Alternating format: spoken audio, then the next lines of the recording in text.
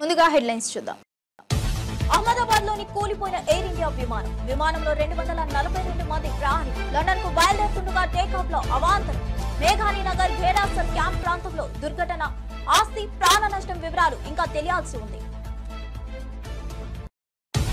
గుజరాత్ మాజీ సీఎం విజయ్ రూపానీ పరిస్థితిపై తీవ్ర ఉత్కంఠ. ఆయన బిజినెస్ క్లాస్ లో ప్రయాణిస్తున్నట్టు రికార్డుల్లో నమోదు. ఈ విషయంపై అధికారిక ప్రకటన ఇంకా వెలువడలేదు. దిగ్భ్రాంతి వ్యక్తం చేసిన మోదీ పౌర విమానయాన మంత్రి రామ్మోహన్ నాయుడుతో ఫోన్లో మాట్లాడారు. అమరావతి మహిళలపై జుగుప్సాకర వ్యాఖ్యలు. కృష్ణంరాజుకు జూన్ 26 వరకు రిమాండ్ విధించిన మంగళగిరి కోర్టు. సాక్షి టీవీ లైవ్ షోలో అమరావతి మహిళలను కించపరిచే వ్యాఖ్యలు. ఇప్పటికే రిమాండ్ లో ఉన్న కొమ్మినేని శ్రీనివాసరావు. మోదీ పాలనలో దేశం గర్వించేలా అభివృద్ధి జరిగిందన్న ఈటల. ఆర్థిక వ్యవస్థను ప్రపంచంలో 4వ స్థానానికి తెచ్చామని వ్యాఖ్య. కేంద్ర నిధులపై రాష్ట్ర ప్రభుత్వం అసత్య ప్రచారం చేస్తుందని మండిపాడు.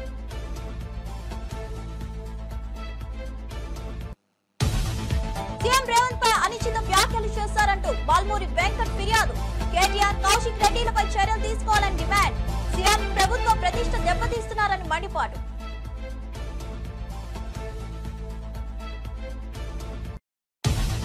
గ్రామ పంచాయతీలకు 16 నెలలుగా నిధులు అందడం లేదన్న హరీష్ రావు. నిధుల కేటాయింపుల్లో ప్రభుత్వం విఫలమైందని మండిపాడు. టీఆర్ఎస్ ప్రభుత్వం క్రమం తప్పకుండా నిధులు విడుదల చేసిందని వ్యాఖ్య.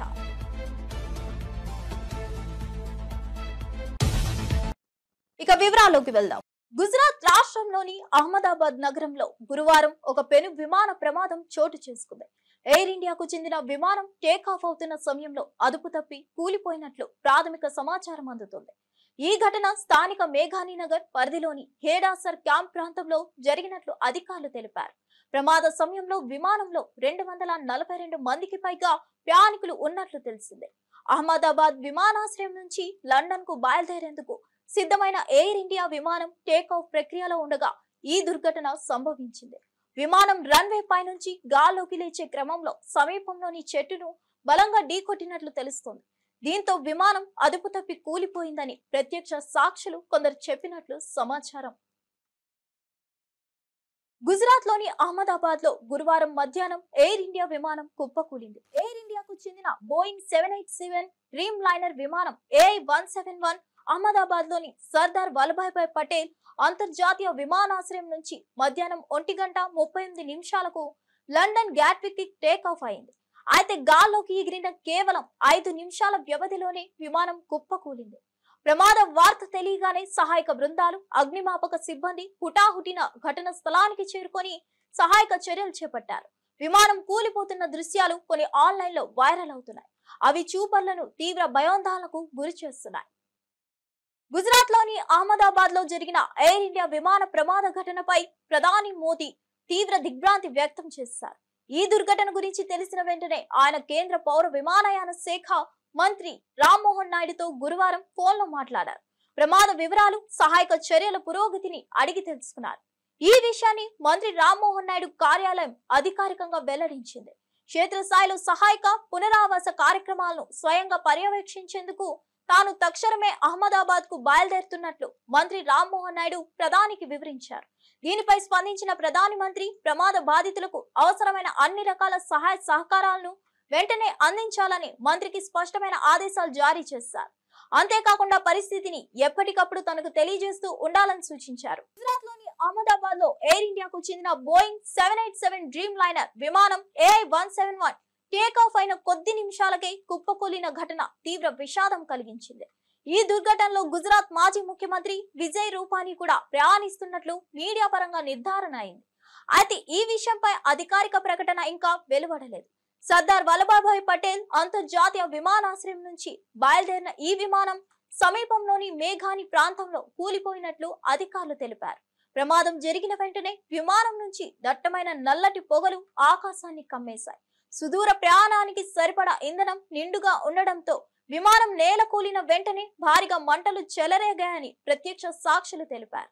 ఈ మంటల కారణంగా సహాయక చర్యలకు తీవ్ర ఆటంకం ఎదురవుతుంది.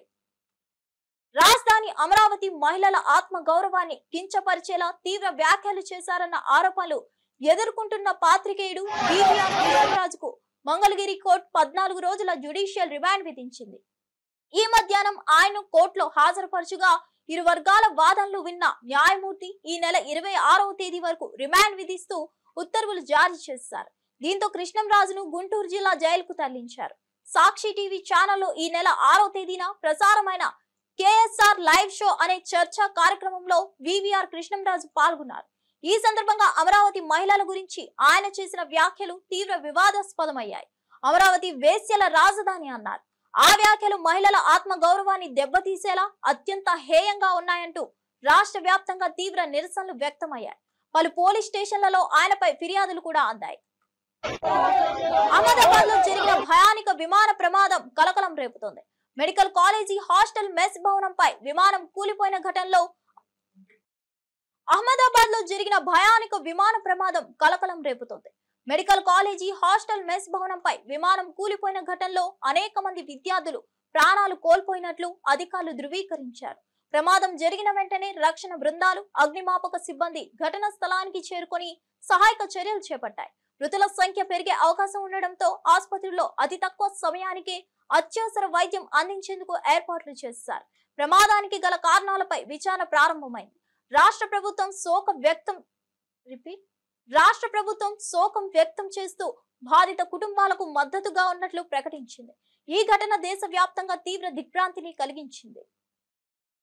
గ్రామ పంచాయతీలను పూర్తిగా నిర్లక్ష్యం చేస్తున్నారని సీఎం రేవంత్ రెడ్డి నేతృత్వంలోని కాంగ్రెస్ ప్రభుత్వంపై బీఆర్ఎస్ ఎమ్మెల్యే మాజీ మంత్రి హరీష్ రావు తీవ్రంగా ధ్వజమెత్తారు. గత 16 నెలలుగా పంచాయతీలకు రాష్ట్రం నుంచి నిధులు విడుదల చేయకపోవడంతో గ్రామాలు తీవ్రంగా నష్టపోతున్నాయన్నారు. డీజిల్ సదుపాయం లేక పంచాయతీ ట్రాక్టర్లు నిలిచిపోయాయని, కార్యదర్శులు తాళాలను అధికారుల వద్దకు అప్పగించే పరిస్థితి వచ్చిందని ఆవేదన వ్యక్తం చేశారు. ఎక్స్ వేదికగా పోస్ట్ చేసిన హరీష్, ప్రభుత్వం మారితే మార్పు వస్తుందని కాంగ్రెస్ చెప్పింది, కానీ పల్లెల్లో కనిపిస్తున్న దుస్థితి ఇదేనా ఆ మార్పు అంటూ రేవంత్ రెడ్డిని ప్రశ్నించారు. గ్రామ స్వరాజ్యానికి నిధులు కేటాయించడంలో ప్రభుత్వం విఫలమైందని, ఇది మార్పు కాదు మోసమని ఎద్దేవా చేశారు. పంచాయతీ వ్యవస్థను బలోపేతం చేయాల్సిన సమయంలో ఇటువంటి చర్యలతో గ్రామాలు చీకటి గడులు ఎదుర్కొంటున్నాయని హెచ్చరించారు. ప్రజలు గెలిచి ప్రజాపాలన ప్రారంభమై నేటికి ఏడాది పూర్తయిందని మంత్రి నారా లోకేష్ వెల్లడించారు.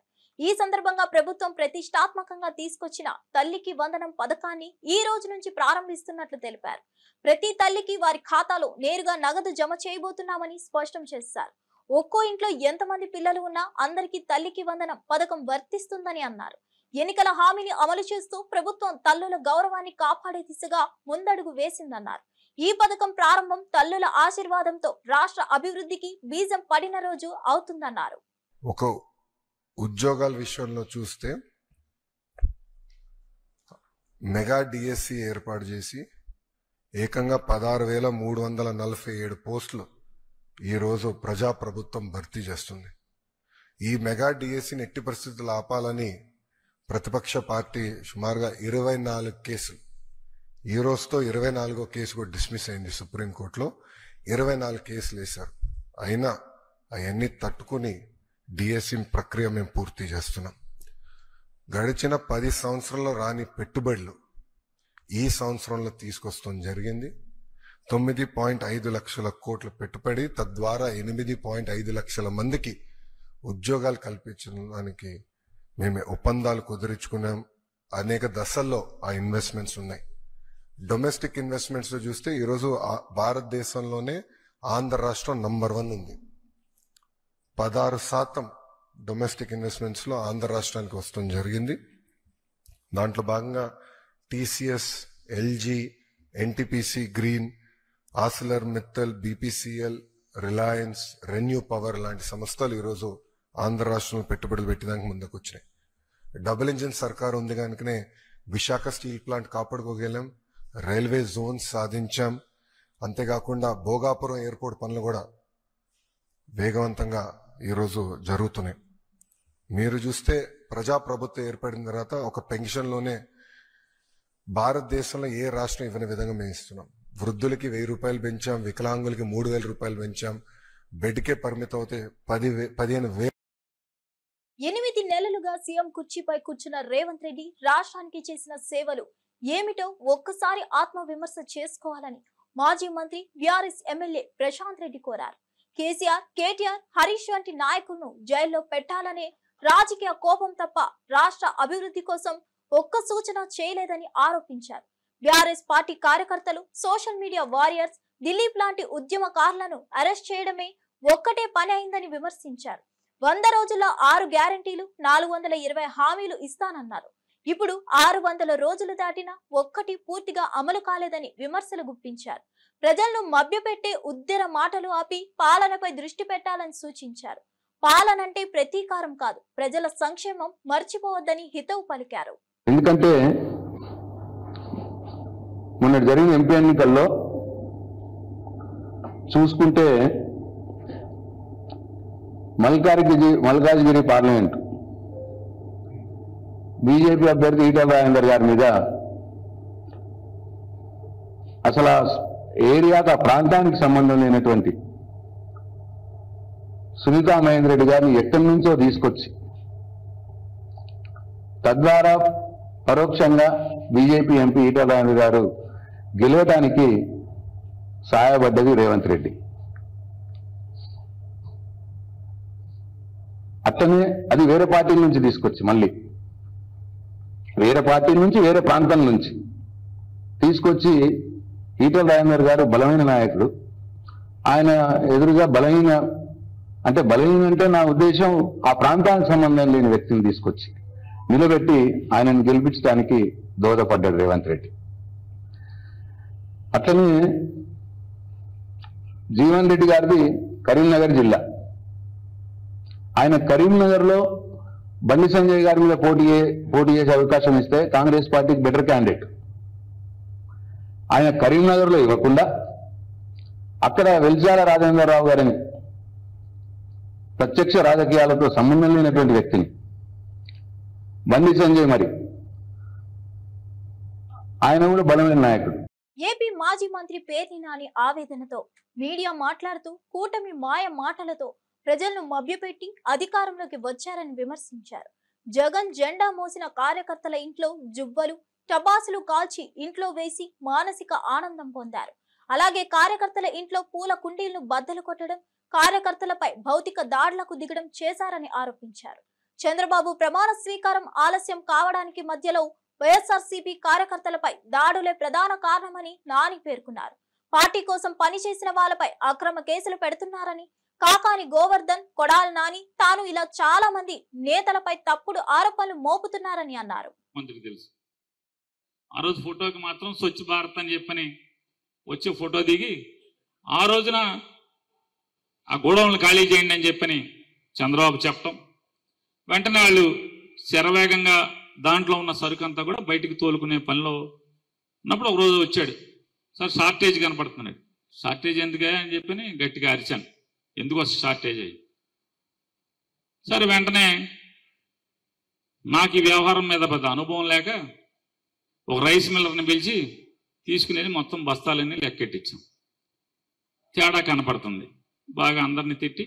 రెండోది ఏంటంటే దాంట్లో నేను పెట్టుకున్నది ఎవరినాయా అంటే నేనెవరిని ఉద్యోగానికి పిలిచిపెట్టల. ఒక ఆయన ఇక్కడే ఉన్నాడు, ఈ పేట ఆయన ఇబ్బందుల్లో ఉంటే ఓ రోజు వస్తే సరే అక్కడికి వెళ్ళి పనిచేయమని చెప్పాను. ఇంకొక ఆయన వేముల గాంధీ గారు, ఆయనకి 2 కిడ్నీలు చెడిపోయి సాగు బతుకుల్లోంచి బయటకు వచ్చి ఇల్లుకి ఇబ్బందిగా ఉందని నాకు కవర్ చేస్తే వాళ్ళ మనవరాలని దాంట్లో పనిచేయమని చెప్పాను. నాకు అవసరం ఉండి కాదు, జీతం ఇవ్వటం కోసం. నేను పెట్టుకున్నది వీళ్ళని, ఏ రోజు దాంట్లోకి వెళ్ళేవాడిని కాదు. అసలు అయిపోయింది. ఆ డిపార్ట్మెంట్లో షార్టేజ్ కనపడింది, వచ్చాడు, మనకు కూడా షార్టేజ్ తేడా కనపడింది. ఇతని మీద నాకు నమ్మకం, ఎందుకంటే దగ్గర మీ అందరికీ తెలుసు 2015లోనో ఇప్పుడు వచ్చాడు. 15లో ఆంధ్రప్రదేశ్ లో కూటమి ప్రభుత్వం అధికారంలోకి వచ్చి ఏడాది పూర్తి కావడంతో వైఎస్ఆర్సీపీ స్పందనగా విమర్శలతో కూడిన పుస్తకాన్ని విడుదల చేసింది. తాడేపల్లిలోని వైఎస్ఆర్సీపీ కేంద్ర కార్యాలయంలో జరిగిన ఈ కార్యక్రమంలో party state coordinator Sajjala Ramakrishna Reddy పుస్తకాన్ని ఆవిష్కరించారు. జగన్ అంటే నమ్మకం, చంద్రబాబు అంటే మోసం అనే శీర్షికతో ఈ పుస్తకం విడుదలైంది. ఈ కార్యక్రమంలో మాజీ మంత్రులు అంబటి రాంబాబు, విడుదల రజనీతో పాటు పలువురు ముఖ్య నేతలు పాల్గొన్నారు. పుస్తకం ఆవిష్కరణ సందర్భంగా సజ్జల మాట్లాడుతూ, గత ఏడాది 3 పార్టీల కలయికగా ఏర్పడిన కూటమి ప్రభుత్వం అధికారంలోకి వచ్చింది. కానీ ఇప్పటి వరకు ఒక్క హామీని కూడా అమలు చేయలేకపోయారు. ప్రజల గొంతు వినకుండా రాజ్యాంగాన్ని విరుద్ధంగా ఉపయోగించి పాలన చేస్తున్నారని ఆరోపించారు. ఈరోజు కూటమి ప్రభుత్వం చంద్రబాబు నాయుడు గారి నేతృత్వంలో ప్రమాణ స్వీకారం చేసింది. అది జరిగి ఈరోజుకు ఏడాది. బహుశా సాధారణంగా ఒక ప్రభుత్వం తర్వాత ఒక ప్రభుత్వం వచ్చినప్పుడు కొద్దిగా తేడాలు అటు ఇటుతో ప్రభుత్వం అనేది ఒక మామూలు దీనిగా జరుగుతూ ఉంటుంది. పాలనా వ్యవహారాలు. కానీ 2019-24 మధ్య ఇంతే ల్యాండ్ స్లైడ్ విక్టరీతో ఇంతకంటే ఎక్కువ, ఎందుకంటే ఒకే పార్టీ ఒక సింగిల్ పార్టీగా వైఎస్ఆర్సీపీ పోటీ చేసి ఆ రోజు 151 సీట్లతో గెలిచినప్పుడు ఇదే రకంగా ఒక ఘనమైన విజయంతో 19లో పాలన మొదలుపెట్టారు జగన్మోహన్ రెడ్డి గారు. సో అప్పటికి ఒక గీటురాయి ఏర్పాటు చేశారు, ఒక కొలమానం కొలబద్ద 19-24 మధ్య తన పాలనతో జగన్మోహన్ రెడ్డి గారు. 24 అంటే ఏడాది క్రితం చంద్రబాబు నాయుడు గారు మళ్ళీ అధికారంలోకి వచ్చారు. 3 పార్టీలు కలిసి భారీ మెజారిటీతో, అత్యంత భారీ మెజారిటీతో అధికారంలోకి వచ్చాడు. 3 పార్టీలు కలిసి. అప్పటి నుంచి ఈ సంవత్సరం అయింది. ఇప్పుడు సహజంగానే జగన్మోహన్ రెడ్డి గారి పాలనలో తొలి ఏడాది, చంద్రబాబు నాయుడు గారి పాలనలో తొలి ఏడాది ఎట్లుంటుంది అనేది కంపారిజన్ రాష్ట్ర ప్రజలందరూ గమనిస్తున్నారు. మేధావులు, విశ్లేషకులు కూడా దాన్ని అనలైజ్ చేస్తున్నారు.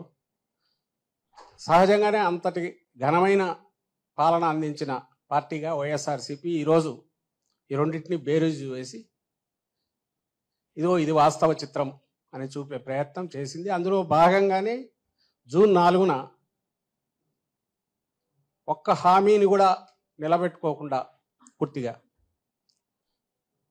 అలవిగాని హామీలు ఇచ్చి భ్రమలో పెట్టి చంద్రబాబు నాయుడు గారు అధికారంలోకి వచ్చారు అని ముందు నుంచి చెప్తున్నాము. ఆచరణలో అదే జరగడం, పైగా ఎక్కడ గొంతు పెగలకుండా, నోరెత్తకుండా, క్వశ్చన్ చేయకుండా అన్ని గొంతుకలను రెడ్ బుక్ పాలన పేరుతో, రాజ్యాంగం పేరుతో తొక్కి పెట్టడం, ఈ రెండు. దాంతోపాటు ఆ మాట అనంతపురం జిల్లా రామగిరిలో మైనర్ బాలికపై జరిగిన లైంగిక దాడి కేసు రాష్ట్ర వ్యాప్తంగా కలకలం రేపుతోంది.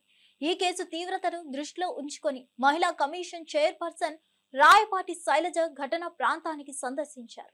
ఆమె మాట్లాడుతూ, గత 2 సంవత్సరాలుగా ఓ మైనర్ బాలికపై లైంగిక దాడులు జరుగుతున్నాయని విచారకరమైన విషయాన్ని వెల్లడించారు. ఈ సందర్భంగా కాలం బాగోలేదు, అమ్మాయిలు జాగ్రత్తగా ఉండాలి, ఏవైనా అనుమానాలు ఉంటే తల్లిదండ్రులకు చెప్పాలి అంటూ ఆమె సూచనలు చేశారు. అయితే తన ప్రసంగంలో మైనర్ బాలిక పేరు బయటపెట్టిన శైలజ అది పొరపాటుగా జరిగిందని క్షమాపణ తెలిపారు. కానీ ఆమె వ్యాఖ్యలు సుప్రీంకోర్టు నిబంధనలకు విరుద్ధంగా ఉండడంతో వివాదం చెలరేగింది. అది కాదు, ఆ అమ్మాయి నాకు తెలిసి 3rd వెళ్ళిపోయింది కాబట్టి పోస్ట్ మార్టం రిపోర్ట్ ప్రకారం 7th దొరికింది. పోస్ట్ మార్టం చేశాక 3-4 డేస్ అయి ఉంటుంది incident జరిగంటే, approximately 4th or 5th అయి ఉంటుంది ఇన్సిడెంట్ జరిగి అమ్మాయిని అలా అంటే నేచర్ బయటే అలా వదిలేసి ఉంది కాబట్టి ఆ సన్నుకు కానివ్వండి లేకపోతే పురుగులకు కానీ ఆ బ్లడ్ బయటకు వచ్చి కాటం వల్ల చాలా క్రూరంగా అతను అమ్మాయిని రాయితో కొట్టడం కానివ్వండి, బాటిల్ అంటే చెప్పచ్చో లేదో నాకు తెలియదు కానీ చాలా ఇదిగా చేశాడు. సో హెడ్ ఇంజరీ అయ్యి ఆ బ్లడ్ అంతా బయటకు వచ్చి అది 3-4 డేస్ అంటే అది కలర్ మారుతుంటుంది కదా, అంతా నల్లగా అయిపోయి, సో కరెక్ట్గా వాళ్ళు దగ్గరికి వెళ్ళి చూడకుండా ఏదో ఇలా చేసేసని ఇవ్వటం వల్ల ఆ రిపోర్ట్ వల్ల ఐ థింక్ ఆయన మీద యాక్షన్ తీసుకున్నారు. ఎందుకంటే ఇన్వెస్టిగేషన్ పోస్ట్ డెత్ సరిగ్గా బయటికి వెళ్ళలేదని. సో బట్ పోలీసుల ప్రకారం వాళ్ళు ఎఫ్ఐఆర్ కాపీ 4th రిజిస్టర్ చేశారు. వెంటనే అక్యూజ్డ్ని కూడా వాళ్ళు ఇది తీసుకొని కేసు ఆల్రెడీ రిమాండ్కి పంపించారు. నెక్స్ట్ సత్యసాయి జిల్లాలో జరిగిన ఇన్సిడెంట్ అది అంటే తను ఇప్పుడు ఇక్కడ ఉంది కాబట్టి, అనంతపూర్ హాస్పిటల్లో ఉంది కాబట్టి సో ఇక్కడ మాట్లాడాల్సి వస్తుంది. తంది అంటే ఆడపిల్లలు ఇందాక అనుకున్నాం కదా, ఆర్థికంగా తక్కువగా ఉన్నా లేకపోతే అమ్మ ఒంటరిదైనా కూడా మెయిన్ అలాంటి ప్రధాని మంత్రి నరేంద్ర మోదీ నాయకత్వంలోని కేంద్ర ప్రభుత్వం గత 11 సంవత్సరాలుగా సాగిస్తున్న సుపరిపాలన ప్రతి భారత పౌరుడు గర్వపడేలా ఉందని మల్కాజ్గిరి పార్లమెంట్ సభ్యులు ఈటెల రాజేందర్ అన్నారు. సామీర్పేటలోని ఆయన నివాసంలో ఏర్పాటు చేసిన మీడియా సమావేశంలో ఈటెల మాట్లాడుతూ 2014కు ముందు దేశ ఆర్థిక పరిస్థితి అత్యంత దయానీయంగా ఉండేదని, దేశాభివృద్ధి బీజేపీతోనే సాధ్యమని ప్రజలు నమ్మి అధికారం అప్పగించారని, ఆ నమ్మకాన్ని నిలబెట్టుకున్నామని ఆయన పేర్కొన్నారు. PMGSY కింద రోడ్లు ఇచ్చేటువంటి ఆనవాయితీ వాజ్పేయి గారు స్టార్ట్ చేసింది. వారు స్టార్ట్ చేస్తే దాదాపు ఈ రాష్ట్రంలో కూడా 5,000 కోట్ల రూపాయలతో ప్రతి గ్రామానికి డాంబర్ రోడ్డు ఫెసిలిటీ అందించినటువంటి ప్రభుత్వం భారత ప్రభుత్వం. చెప్పుకుంటూ పోతే చాలా ఉన్నాయి, కానీ ఇక్కడి ప్రభుత్వం మాత్రం కళ్ళుండి చూడలేని కబోతుల్లాగా విమర్శించడమే ఎజెండాగా పెట్టుకొని గుడ్డి దేశంతో రాష్ట్రానికి ఏమిచ్చింది సెంటర్ అని చెప్పి మాట్లాడుతూ ఉన్నారు. అవన్నీ లెక్కలు ఈ కేంద్ర ప్రభుత్వం 11 సంవత్సరాల కాలంలో ఏం అందించిందో దేశానికి అవి మీకు వాట్సాప్లో పెడతాం. స్టాటిస్టిక్స్ 11 సంవత్సరాల కాలంలో ఈ రాష్ట్రానికి భారతీయ జనతా పార్టీ కేంద్రంలో అధికారం నుండి ఏం అందించిందో తప్పకుండా మీకు ఆ స్టాటిస్టిక్స్ కూడా పెడతాం. మచ్చుకు ఇవాళ వీళ్ళకు కూట్ల రాయి తీయలేనోడు ఏట్ల రాయి తీసినట్టుగా ఇక్కడ ప్రజలు అధికారాన్ని కట్టబెడితే గతంలో ఉన్న ప్రభుత్వంలో అసహించుకోబడి వద్దు ఈ ప్రభుత్వం అని చెప్పి ఇలా ఏరి కోడి పొందబెట్టింది.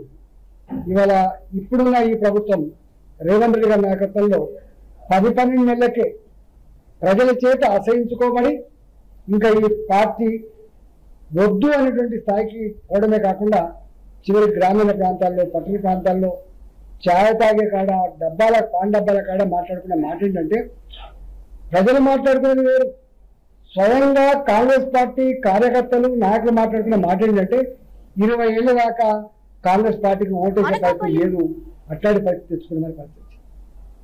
ఇంకా ఫైనాన్స్ డిపార్ట్మెంట్ పోతే అనకాపల్లి జిల్లా అచ్యుతాపురంలో యోగాంధ్ర కార్యక్రమాన్ని వైభవంగా నిర్వహించారు. ఈ కార్యక్రమంలో వేలాది మంది ప్రజలు ఉత్సాహంగా పాల్గొని యోగాసనాలు వేశారు. హోంమంత్రి Thangella Anitha, MP CM Ramesh, TDP senior నేత బండారు సత్యనారాయణమూర్తి ఈ కార్యక్రమానికి హాజరై ప్రజలతో కలిసి యోగాసనాల్లో పాల్గొన్నారు. ఆరోగ్యంపై అవగాహన కల్పించే ఈ కార్యక్రమం పట్ల యువతలో ఆసక్తి పెరిగింది. యోగా ద్వారా శారీరక, మానసిక ఆరోగ్యం మెరుగవుతుందని నేతలు ఈ సందర్భంగా తెలియజేశారు. యోగాంధ్ర ద్వారా ఆరోగ్యవంతమైన ఆంధ్రప్రదేశ్ కు దారి తీసే ప్రక్రియ కొనసాగుతుందని నిర్వాహకులు తెలిపారు.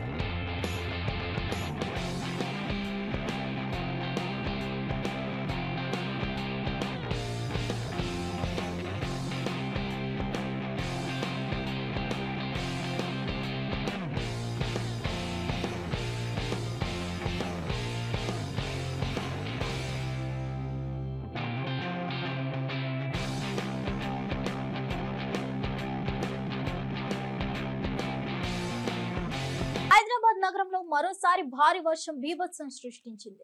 ఉరుములు, మెరుపులతో కూడిన వర్షానికి పలు లోతట్టు ప్రాంతాలు జలమయమయ్యాయి. ముఖ్యంగా చందానగర్లోని ప్రైవేట్ ఆసుపత్రులు, వాణిజ్య సముదాయాల సెల్లార్లలోకి భారీగా వరద నీరు చేరింది. అందుకోసం 10కి పైగా ట్రాక్టర్లతో సుమారు 3 గంటల పాటు సిబ్బంది శ్రమించి నీటిని తోడుతున్నారు. వర్షం తీవ్రతకు సంబంధించి వీడియోలు ప్రస్తుతం సోషల్ మీడియాలో వైరల్ అవుతున్నాయి. ఆసుపత్రులు, క్లినిక్స్ లోకి నీరు చేరడంతో వైద్యం అవసరమున్న రోగులు తీవ్ర ఇబ్బందులు ఎదుర్కొంటున్నారు. జీహెచ్ఎంసీ అధికారులు వెంటనే స్పందించి సహాయక చర్యలు ప్రారంభించారు. నగర వర్షాలపై ముందు జాగ్రత్త చర్యలు తీసుకోవాలన్న డిమాండ్ ప్రజల్లో మొదలైంది. అహ్మదాబాద్ లోని కూలిపోయిన ఎయిర్ ఇండియా విమానంలో 242 మంది ప్రయాణికులు లండన్ కు బయలుదేరుతుండగా టేకాఫ్ లో అవాంతరం. మేఘాని నగర్ భేడాసర్ క్యాంప్ ప్రాంతంలో దుర్ఘటన. ఆస్తి ప్రాణ నష్టం వివరాలు ఇంకా తెలియాల్సి ఉంది. గుజరాత్ మాజీ సీఎం విజయ్ రూపానీ పరిస్థితిపై తీవ్ర ఉత్కంఠ. ఆయన బిజినెస్ క్లాస్ లో ప్రయాణిస్తున్నట్టు రికార్డుల్లో నమోదు. ఈ విషయంపై అధికారిక ప్రకటన ఇంకా వెలువడలేదు. దిగ్భ్రాంతి వ్యక్తం చేసిన మోదీ పౌర విమానయాన మంత్రి రామ్మోహన్ నాయుడుతో ఫోన్లో మాట్లాడారు. అమరావతి మహిళలపై జుగుప్సాకర వ్యాఖ్యలు. కృష్ణంరాజు కు జూన్ 26 వరకు రిమాండ్ విధించిన మంగళగిరి కోర్టు. సాక్షి టీవీ లైవ్ షోలో అమరావతి మహిళలను కించపరిచే వ్యాఖ్యలు. ఇప్పటికే రిమాండ్ లో ఉన్న కొమ్మినేని శ్రీనివాసరావు. మోదీ పాలనలో దేశం గర్వించేలా అభివృద్ధి జరిగిందన్న ఈటల. ఆర్థిక వ్యవస్థను ప్రపంచంలో 4వ స్థానానికి తెచ్చామని వ్యాఖ్య. కేంద్ర నిధులపై రాష్ట్ర ప్రభుత్వం అసత్య ప్రచారం చేస్తుందని మండిపాడు.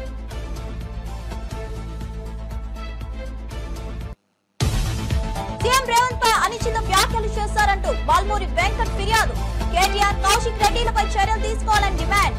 సీఎం ప్రభుత్వ ప్రతిష్ట దెబ్బతీస్తున్నారని మండిపాడు.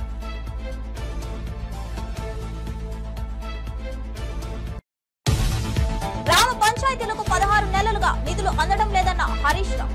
నిధుల కేటాయింపుల్లో ప్రభుత్వం విఫలమైందని మండిపాడు. టీఆర్ఎస్ ప్రభుత్వం క్రమం తప్పకుండా నిధులు విడుదల చేసిందని వ్యాఖ్య.